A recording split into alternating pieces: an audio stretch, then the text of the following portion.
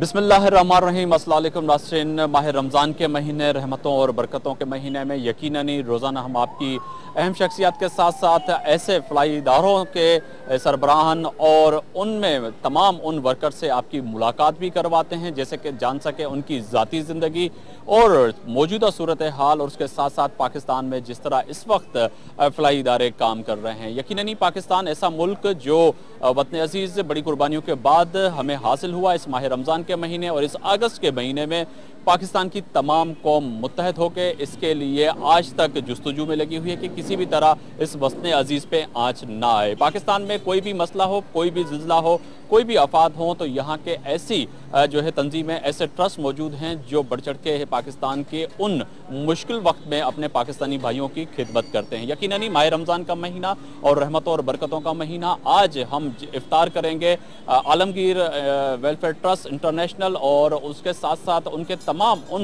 Worker के साथ जो रात दिन एक करके शहर कराची के साथ साथ पाकिस्तान के दीगर शहरों में जो आम लोगों के साथ मसाइल हैं उनकी खिदमत करते हैं। ये ट्रस्ट 1993 में कराची से स्टार्ट हुआ, महज इस जज्बे के साथ कि इस शहर में कोई शख्स भूखा ना सोए। ये एक बड़ी अहम बात है, क्योंकि रोज़ी और रिज़्क़ का राज़िक़ रहीम वही अल्लाह ताला है, पर उन्होंने कुछ ऐसे इंसान इस दुनिया में छोड़े हुए हैं जो ये तय है कि ये खिदमत करते हैं लोगों की कि किसी भी तरह आम शख्स जो है भूखा ना सोए। 1993 में ये ट्रस्ट स्टार्ट हुआ और इस जज्बे के साथ स्टार्ट हुआ, जैसे कि मैंने बताया कि कोई शहर में भूखा बंदा ना सोए, और उसके साथ साथ उस जज्बे ने बढ़ते बढ़ते ना सही कराची से बढ़ के इस्लामाबाद और पाकिस्तान में मुख्तलिफ शहरों में जो है कोई भी मुश्किलात हों तो ये ट्रस्ट काम करता है। यकीनन ही बहुत से सवालात हैं जो आज हम यहाँ पर जो अहम रहनुमा हैं उनसे भी बात करेंगे और उसके साथ साथ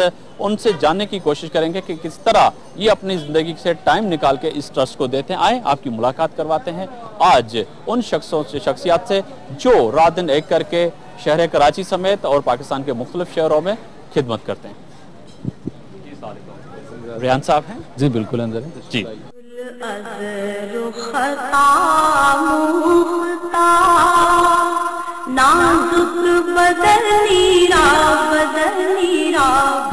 अस्सलामुअलैकुम जी, क्या हाल है? ठीक है। एक तो आपको माह रमज़ान का महीना बहुत बहुत मुबारक हो और बहुत शुक्रिया जी। अस्सलाम वालेकुम जनाब, कैसे मिजाज है? रमज़ान का बहुत आपको भी बहुत मुबारक हो जी, सारी उम्मत को मुबारक हो। बहुत शुक्रिया। ऐसा एक तो ये है कि हम रोज़ाना कहीं ना कहीं ऐसी शख्सियत के साथ इफ्तार करते हैं और पाकिस्तान के मुख्तलिफ इशूज़ पे बैठ के बात करते हैं, उन लोगों के जिनका यकीनन ही अल्लाह के बाद आप जैसे लोग मौजूद हैं दुनिया में जिन्होंने काम थामा है कि कोई भी इस शहर में बंदा भूखा नहीं सोएगा। मैंने स्टार्ट में ही कहा कि 1993 में यकीनन ही मुझे जितना इल्म है कि आप लोगों ने इस चीज़ को देखते हुए इस वेलफेयर ट्रस्ट को स्टार्ट किया कि कम से कम शहर में कोई बंदा या किसी बस्ती में कोई बंदा भूखा ना सोए, और यकीनन ही हमारा इस्लाम भी यही कहता है। और आज का माह रमज़ान का महीना, रहमतों और बरकतों का महीना, उसमें भी बहुत से सवाल आते हैं जो आपके सामने रखेंगे।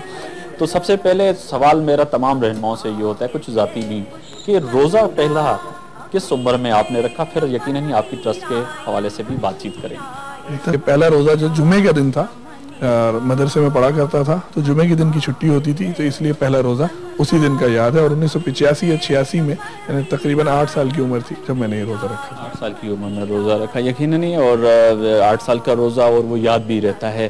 तो उस वक्त तो रोज़ा खुशाई होती थी या नहीं होती थी, जो आज का ट्रेडिशन है कि हम रोज़ा खुशाई भी करते हैं बच्चों की? रोज़ा खुशाई का ट्रेडिशन तो बड़े अरसे से, और ख़ास तौर पर हमारे बड़े सग़ीर में, हिंदुस्तान में तो बहुत अरसे से इसको करा जाता है, लेकिन हमारी फैमिली में कोई ऐसा था नहीं कि जी रोज़ा खुशाई की तकरीबात की जाए, तो इसलिए उसको कोई मनाया नहीं गया था कोई रोज़ा। सर, आपको कुछ याद है कि आपने पहला रोज़ा किस उम्र में रखा? मेरे ख्याल से यही उम्र होती है 8 से 9 साल की, जब बच्चा ज़रा सा समझदार भी हो जाता है और वो एक डाल का रोज़ा नहीं रखता, फिर 2 डाल का ही रोज़ा रखता है। तो मेरे ख्याल से 8 या 9 साल की उम्र होगी जब ही रोज़ा रखा था।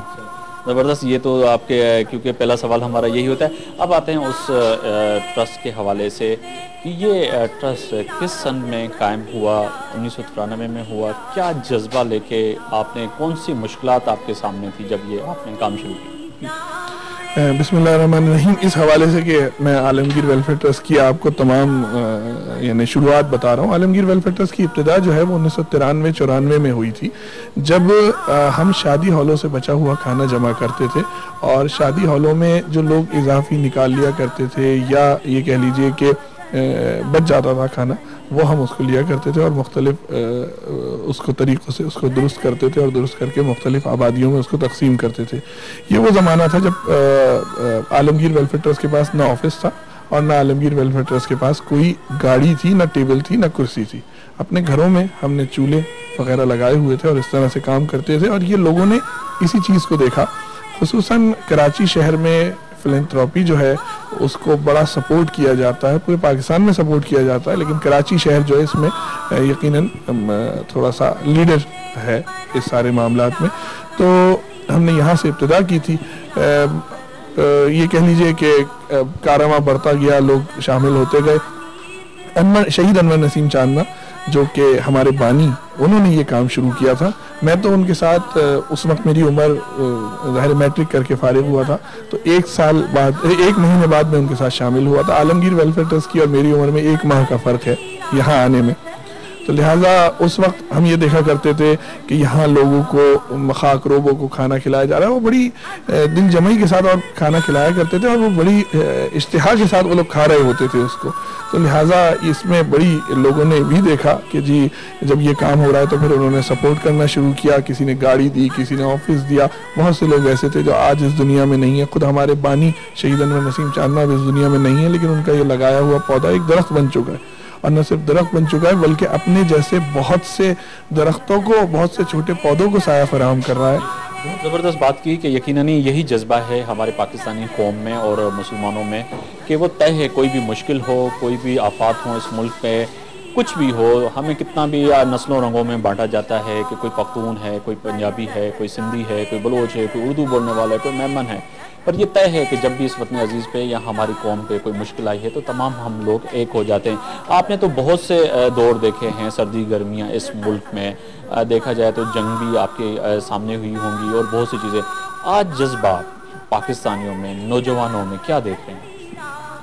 मैं समझता हूँ कि जो जज्बा हमारे पाकिस्तानियों में है और नौजवानों में है और ख़ास पर कराची के नौजवानों में है, ये कहीं मैंने देखा नहीं है। और इस हवाले से मैं समझता हूँ कि जो NGOs काम कर रही हैं इस वक्त दिल जमाई से, ख़ास तौर पर कराची में सबसे ज़्यादा NGOs काम कर रही हैं और सबसे ज़्यादा फंडिंग यहाँ होती है और सबसे ज़्यादा गरीबों का यहाँ पर इलाज वगैरह होता है, ये कहीं पे भी नहीं होता। कराची से कश्मीर तक कोई भी बंदा, ये मिनी पाकिस्तान, हम अमूमन अपने प्रोग्रामों में, टॉक शोज़ में सियासी नाज़रीन गुफ्तगू होती है। देख रहा था कि आप लोग वैसे सैलाब के हवाले से भी उस वक्त जो है मैं समझता हूँ कि पिछले साल रमज़ान में ही सैलाब आया तो बहुत से अंदरून सिंध के लोगों ने रुख किया कराची का, और यहाँ पे रमज़ान का भी महीना था और लोग जो है मुख्तलिफ कैंप्स में रह रहे थे, उनमें भी आपने काम किया। आलमगीर वेलफेयर ट्रस्ट की एमरजेंसी रिलीफ की कहानी तो शुरू होती है 2005 के ज़लज़ले से। यही रमज़ान का महीना था, 5 अक्टूबर थी, रमज़ान का महीना था और ज़लज़ला था। आलमगीर वेलफेयर ट्रस्ट अल्हम्दुलिल्लाह आपके कैमरामैन जो हैं ये हमारे साथ मौजूद थे उस वक्त भी, 2005 में भी। चेला बांडी कश्मीर में जो इलाका है, हमने वहाँ से अपनी सरगर्मियों का आगाज़ किया था। चाहे 2005 का ज़लज़ला हो, 2007 में IDPs या जो भी ईयर था 2009 में IDPs का मसला हो, या सैलाब की तवील तरीन तारीख हो, या उससे पहले अगर आप चले जाएं तो खुश्क साली के महीने हो, तो आलमगीर वेलफेयर ट्रस्ट ने एमरजेंसी रिलीफ में हमेशा काम किया है। और पिछले साल सिंध के कोनों तक हम गए हैं अल्हम्दुलिल्लाह। हम ये नहीं कहेंगे कि कौन सी ऑर्गेनाइजेशन कहाँ तक नहीं पहुँची, हमें ये पता है कि हम जहाँ गए थे हमें वहाँ पर बहुत सी ऑर्गेनाइजेशन नज़र नहीं आ रही थी। हमें लोग ये कहा करते थे कि देखो फलाना थर के इलाके में कि जनाब यहाँ से, बदीन के इलाके में कि जनाब यहाँ से इंडिया का बॉर्डर शुरू होने वाला है, इतने इलाकों से, तो अल्हम्दुलिल्लाह हम वहाँ तक पहुँचे थे।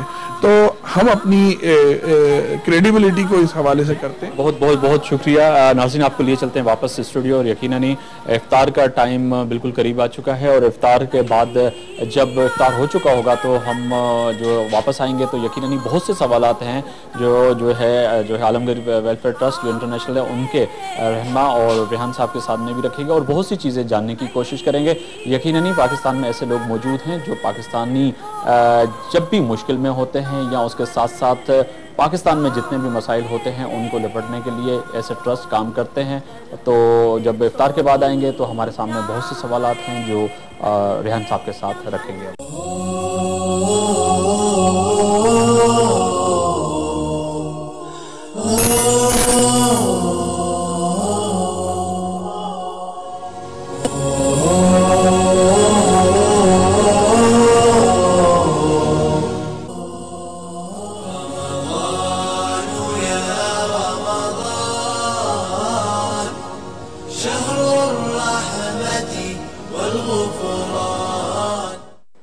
جی ناظرین، ویلکم بیک. ایک دفعہ پھر آپ کو خوش آمدید کہتے ہیں. وائب ٹی وی کی اسپیشل افطار نشریات ہیں نعمت افطار، اور یہاں میں موجود ہوں بلند اقبال، میرے ساتھ جیا، اور ہمارے ساتھ بڑے اچھے سے گیسٹ بیٹھے ہوئے ہیں انور اقبال صاحب، جن سے بہت انٹرسٹنگ باتیں ہو رہی ہیں. بالکل، اور آج ان سے تھوڑی سی بات ہوئی ہے سیاست کے حوالے سے بھی، اور جسے کہنا چاہیے لیکن جب بھی کسی ایکٹر سے پوچھا گیا تو وہ کہتے ہیں کہ نہیں، ایکٹنگ اتنی فل جاب ہے کہ کوئی بھی سیاست کی طرف نہیں رخ کر رہا ہوتا ہے. کوئی بہت کم ایکٹرز ہیں جنہوں نے پالیٹکس کو جوائن کیا ہوا ہے، کیونکہ یہ ایک بالکل ڈفرینٹ فیلڈ ہے، اور یہ بالکل ڈفرینٹ. یہ اگر جوائن کیا بھی تو ریٹائر ہونے کے بعد کیا. ہاں بالکل، اس کے بعد جا کے انہوں نے کیا، اور کریز پر رہتے ہوئے ایکٹیو ہو کے نہیں کیا جس سے آپ نے کیا ہوا ہے. تو اس کی وجہ یہ ہے کہ دیکھیں نا، اگر ہمارے اس کام سے کسی غریب کا بھلا ہو سکتا ہے، کسی غریب آدمی کہ ریڈرسنگ ہو سکتی ہے، اس کے پرابلم سالو ہو سکتے ہیں، تو ہمیں چاہیے کہ ہم اپنا ٹائم دیں. تو مجھے بہت برڈن میرے پہ ہے، میں اس وقت مصروف ہوں، ڈرامے میرے چل رہے ہیں، شوز میرے چل رہے ہیں، لیکن میں اپنا وقت نکال کے اپنے سونے کے وقت کو کم کر کے اپنے باقی عبادت کو تو نہیں میں چھوڑ سکتا. نماز میری الحمدللہ قضا نہیں ہوتی ہے، اللہ کا بڑا احسان ہے. اس اپنے پروردگار نے اپنے حبیب پاک کے صدقے میں کوئی نماز میری قضا ہونے نہیں دی. تو اس کے بعد جو میرے پاس وقت بچتا ہے وہ میں کسی اور ایکٹیویٹی میں نہیں ڈالتا، اور میں حتی الامکان کوشش کرتا ہوں کہ میں اپنے سیاسی لیول پہ ہمیشہ پریزنٹ رہوں. ابھی بھی یہاں سے اٹھ کے میں نے ایک میٹنگ ہی اٹینڈ کرنی ہے جا کر کے، اور کل پھر مجھے ایک بہت بڑا فنکشن اٹینڈ کرنا ہے، اور وہ بھی عوام کی فلاح و بہبود سے تعلق رکھنے والی چیز ہے. دیکھیں نا، ہم تو ایک فنکار، آپ کو پتا ہے اس معاشرے کا سب سے حساس طبقہ ہوتا ہے. اگر وہ حساس ہے تبھی تو وہ ایک جھوٹ کو سچ اور سچ کو جھوٹ ثابت کر دیتا ہے نا اپنے.